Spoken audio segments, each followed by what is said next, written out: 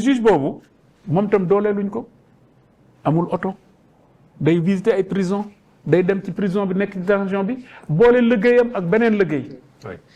loolu tam xam nga Sénégal il faut mu xam ne il faut mu multiplier effort yi mu doon def pour yokk juge yokk procureur yi yokk nag matériel bi nga xam ne moo leen di may mobilité ensuite maanaam oto ensuite fu xam ne jegeel daal loolu lépp nag mu jegeel ko. des moyens daal pour travailler. y a des moyens mais bii dina ñëw léegi ci 336 réclamations yi ngeen jot parce que lu am solo la mais pour jeexal juste sur la justice maa lay déglu mais damay gis deux situations benn bi mooy que ni.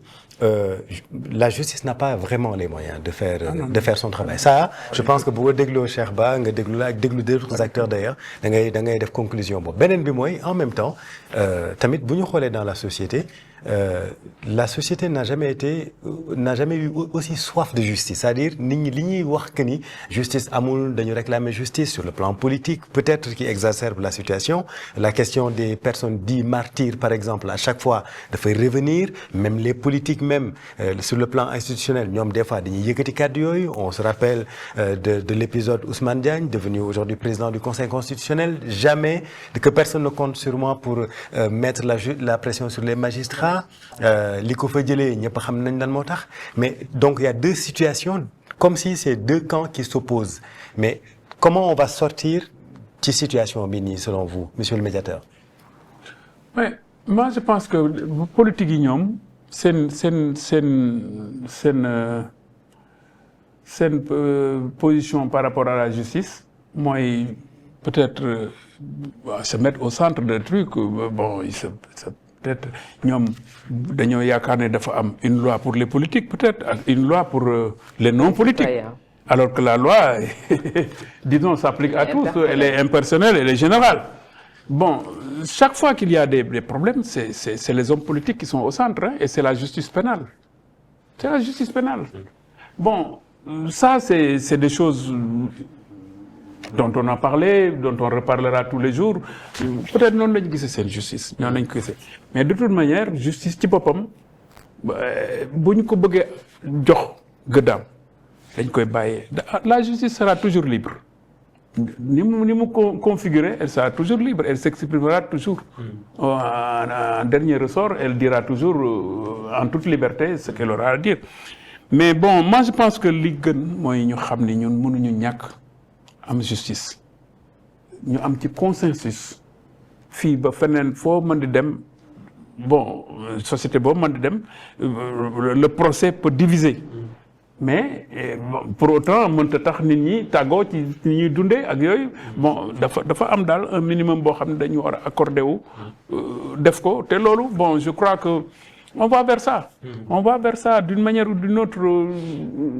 bu ñu joxoon juge moyens yi ñu leen war a jox liggéey bi dina gaaw citoyen bi dootu ko nekk di ci am ay yenn jaaxa yi mais pour le moment li citoyen bi bëgg li muy exprimer tous les jours mooy lenteur yoo xam ne da la tere ngay voyager parce que wax nañ tout à l'heure détention mais am na beneen forme de détention boo xam ne ñu ngi koy exprimer te détention la boo xam ni mooy yi téye nit ñi ci kër yi ak lam yi waaw les détentions électroniques. Tout à fait. À la longue aussi ça peut causer un problème. ci naka. dans la liberté d'aller et de venir. Oui. parce que bon bu fekkente ne dañ lay détention sa kër doo génn sa kër c'est autant te mettre en prison. waaw am na ñu jàppoon ñu bëgg a dem Touba te demuñu. non parce que je pense que créé nañu loo xam ne dugg nañ ñoo xam ne électronique moo ñu ko may. nañ dem. ba ci buubu te mu bañ a doon détention boo xam ni parce que bon. mais c'est toujours mieux que quand même di feesal. oui mais c'est quand même quand c'est vexatoire c'est pas bon. Oui. Quand c'est vexatoire moi je pense qu'il faut l'éviter bon su citoyen bi mënta gunge nit ki ba génn buntu këram. alors qu'on le surveille de très loin ça sert à rien. bon jaruma ci dugg mais dama ne dugg nañ ci baax na mais alternative la à l'emprisonnement. à la liberté d'aller et de venir donc nañ fexe ba mu bañ a doon ay détention yoo xam ni mën na xawi sutura daal. Plus que d'ailleurs les détentions bi def au niveau des lieux d'enfermement. loolu laa bëgg a wax quoi parce que tam bon progrès la boo xam ne def nañ ko. man du ma wax lu dul dama koy saluer. mais dama bëgg tam ñu gën ko xool parce que boobu forme de détention la. forme de détention la te nit ñaa ngi koy vivre mu xaw a doy waar. tout à fait. bu ñu gis affaire yi rek mu yomb ñuy takkal ku nekk ñu takkal la lam finalement aussi c'est pas ça. Faut faire attention. faut un discernement aussi. waaw. alors Oui. monsieur le médiateur ñu ñëw ci réclamation yi.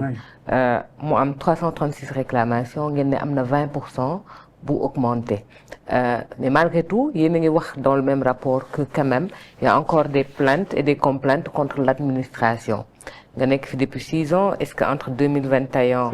5 ans. 5 ans c'est bientôt. pas outrepasser bientôt 6 ans on va dire alors nga nekk fi depuis 5 ans. Est-ce que entre 2021 ak léegi gis nga changement ci administration ni mu doon doxee est-ce que am na coppalin bu bees depuis gouvernement bu bees bi ñëw fii.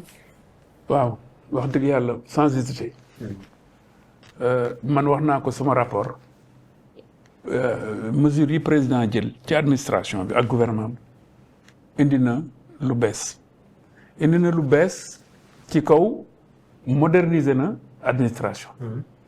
bu njëkk jusqu'à récemment administration dafa amoon ay scories yu mu jëlee ci colonisation maanaam verticalité commandement boo demee ci région yi ba léegi dañ naan commandement territorial. Je pense qu'il faudra réformer ce concept-là, c'est pas bon. Et je pense que ba léegi ñu ngi naan c'est le commandement territorial. Vous voyez que c'est la chefferie, c'est voilà tout ce que ça suppose et présuppose.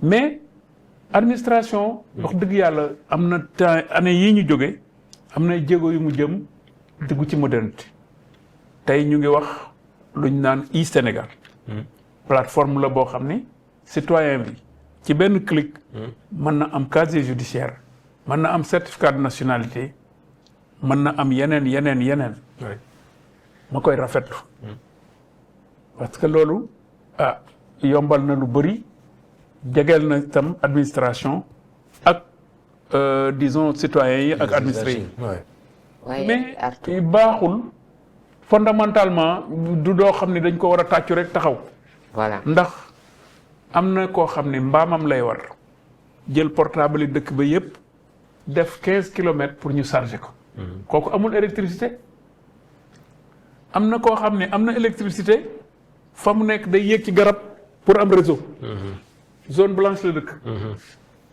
loolu dafa créer administration boo xam ni dafa nekk au service des gens surconnectés et superconnectés mooy les citoyens des villes au détriment des autres loolu rapport bi wax nañ ci pour demander gouvernement bi mu travailler ci loolu mu disparaître bu dul loolu je crois que quelque part ñu ngi ñuy déglu parce que médiateur buñ ko déglu rek soxlay waa askan wi egg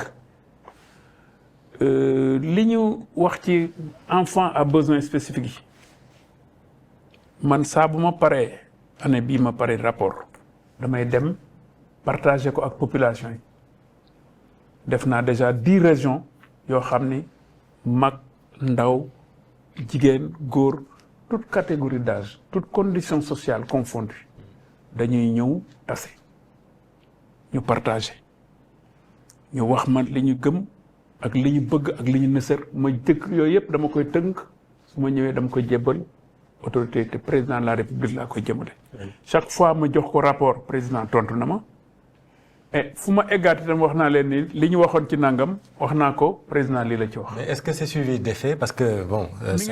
mi ngi am ay effet. ça fait 5 ans. mi ngi am ay effet rapport. bon mi ngi am ay effet. amoo frustration personnelle ci say recommandations. est-ce que tamit.